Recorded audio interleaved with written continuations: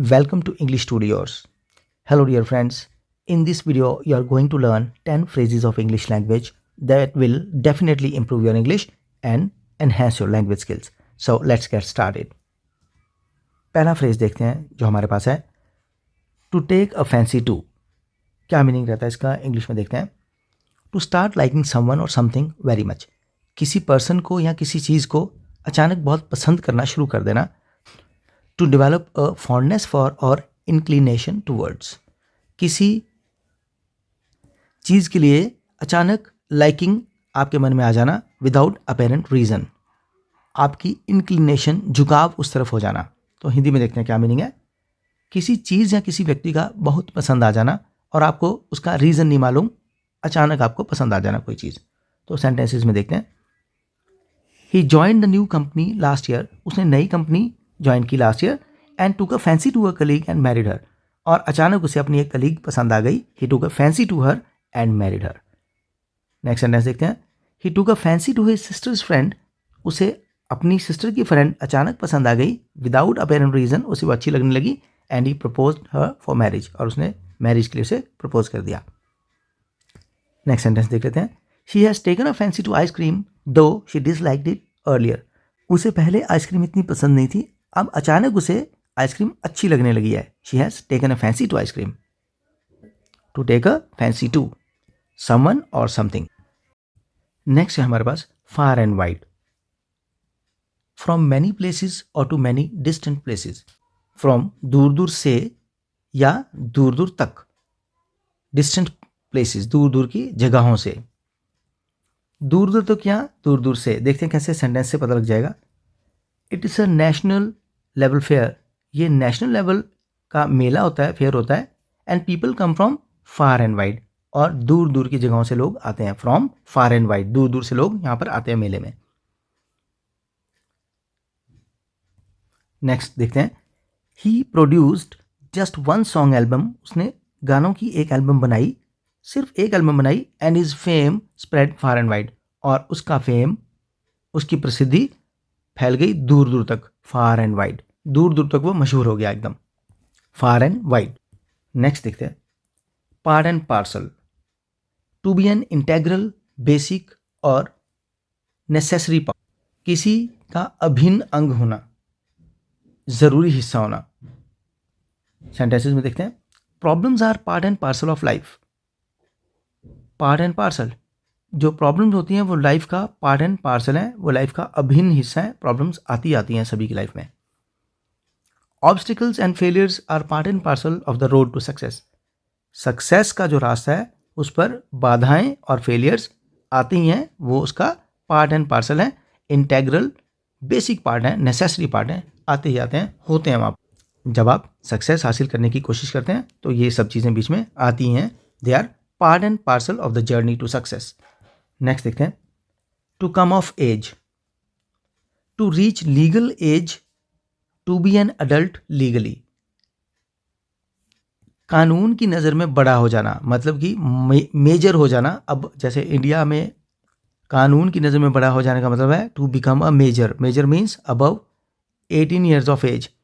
जब आप 18 ईयर्स से ऊपर हो जाते हैं तो आप मेजर बन जाते हैं, मेजर हो जाते हैं एज में. आदमी का मेजर नहीं, एज में मेजर हो जाते हैं, माइनर नहीं रहते. तो हम कह सकते हैं यू कम ऑफ एज. तो सेंटेंसेस में देखते हैं. कानूनी तौर पर वयस्क हो जाना. वयस्क कहते हैं हम 18 ईयर से अबव जो होता है.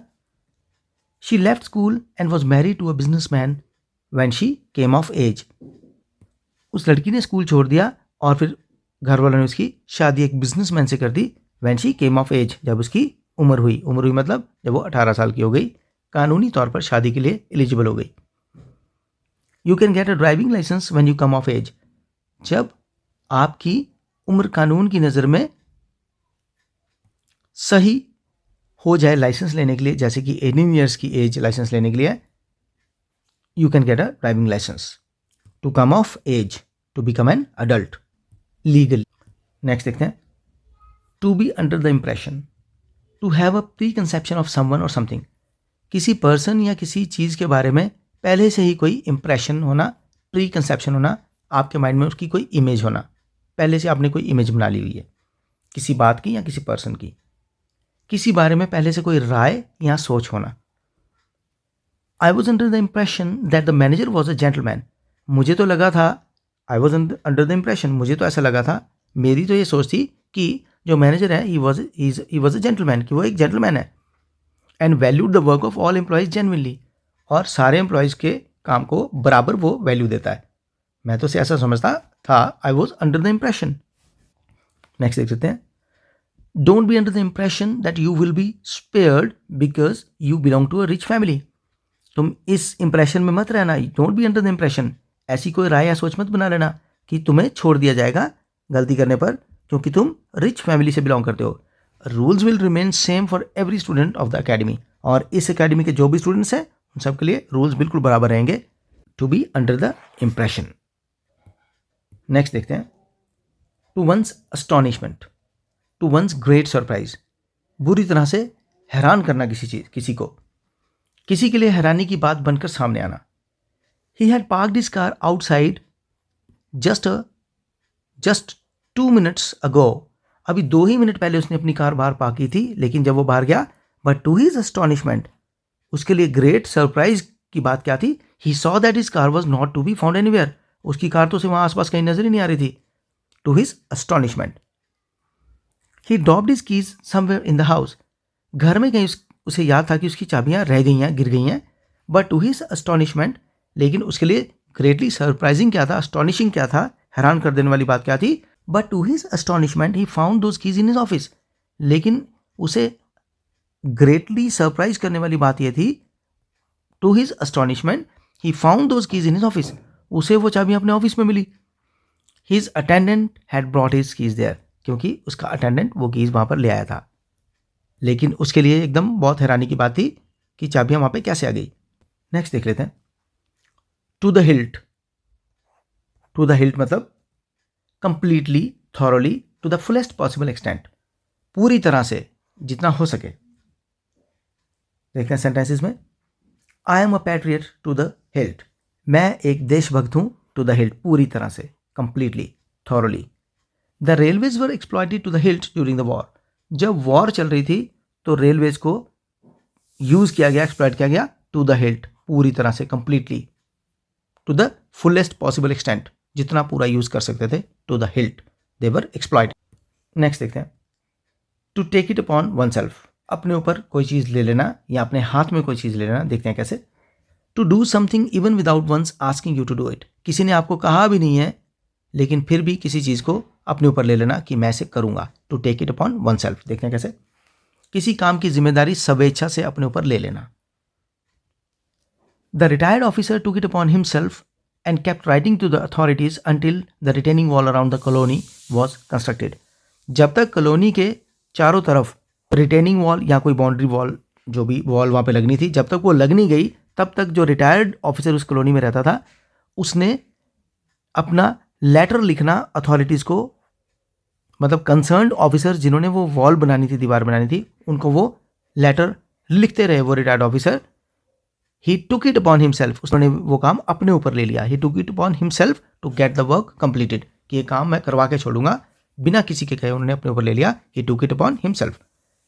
She took it upon herself and started teaching the poor children of the slum, slum में रहने वाले गरीब बच्चों को पढ़ाने का जिम्मा उसने अपने ऊपर ले लिया। She took it upon herself and started teaching them, और उसने उन्हें पढ़ाना शुरू कर दिया।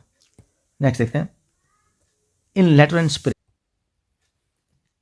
To follow something not only literally but in true sense of the term also, to understand the intention behind some provision, कोई भी provision है, कोई भी रूल है, कोई भी काम है, वो क्यों किया जाना है, उसके पीछे क्या इरादा है, उसे समझना। शाब्दिक रूप पर भी किसी चीज़ को देखना कि क्या शब्दों का क्या मीनिंग है, लेकिन उससे भी आगे बढ़कर ये जानने की कोशिश करना कि उसमें कहना क्या चाहता है राइटर। देखते हैं कैसे, सही मायनों में क्या मीनिंग बनता है किसी बात का, शाब्दिक तौर पर भी और आत्मिक तौर पर भी, उसके पीछे सोच क्या है और शब्दों का क्या मीनिंग है, दोनों को मिलाकर सही मीनिंग तक पहुंचना। The prime minister exhorted the people to carry out the sanitation campaign in letter and spirit, prime minister ने पब्लिक को अर्ज किया कि वो सैनिटेशन का जो ड्राइव है, कैंपेन है, वो बहुत अच्छे से चलाएं इन लेटर एंड स्पिरिट, जैसा कहा गया वैसे भी और जैसा उन्हें समझ में आता है कि होना चाहिए सैनिटेशन का campaign. The orders were asked to be followed in letter and spirit. Department ने जो ऑर्डर दिए थे, गवर्नमेंट ने ऑर्डर दिए थे, they were asked to be followed in letter and spirit. उन्हें लेटर और स्पिरिट में फॉलो कर, सही मायनों में ऑर्डर फॉलो किया जाना चाहिए, ये ऑर्डर था, इंस्ट्रक्शन। नेक्स्ट देखते हैं, one and all, everyone without leaving anyone. किसी को भी छोड़े बिना सभी को ले लेना बीच में, कंप्लीट करना, कंप्लीटली जो भी प्रेजेंट है उन सबको इंक्लूड करना। कैसे देखते हैं, हर एक, सभी को शामिल करके। His standing first in the class amazed one and all in the school. One and all, everyone was amazed when he stood first in the class. जब वो क्लास में फर्स्ट आया तो one and all, everyone was, one and all means everyone was amazed, surprised. He addressed one and all from the stage by welcoming them by name. उसने stage से सभी को संबोधित किया, everyone, सभी को, one and all from the stage by welcoming them by name. सबका नाम लेके स्वागत करके उसने सभी को एड्रेस किया स्टेज से, one and all. So dear friends, ये थे आज के हमारे वीडियो के 10 फ्रेजेस। आई होप आपको अच्छे से समझ में आए होंगे। इन्हें रिवाइज कीजिए, अपने डिक्शन में, अपनी लैंग्वेज में शामिल करने की कोशिश कीजिए। अगर वीडियो अच्छा लगा तो लाइक, शेयर और कमेंट करना ना भूलें और चैनल को काइंडली सब्सक्राइब करें। Thank you, thanks for watching.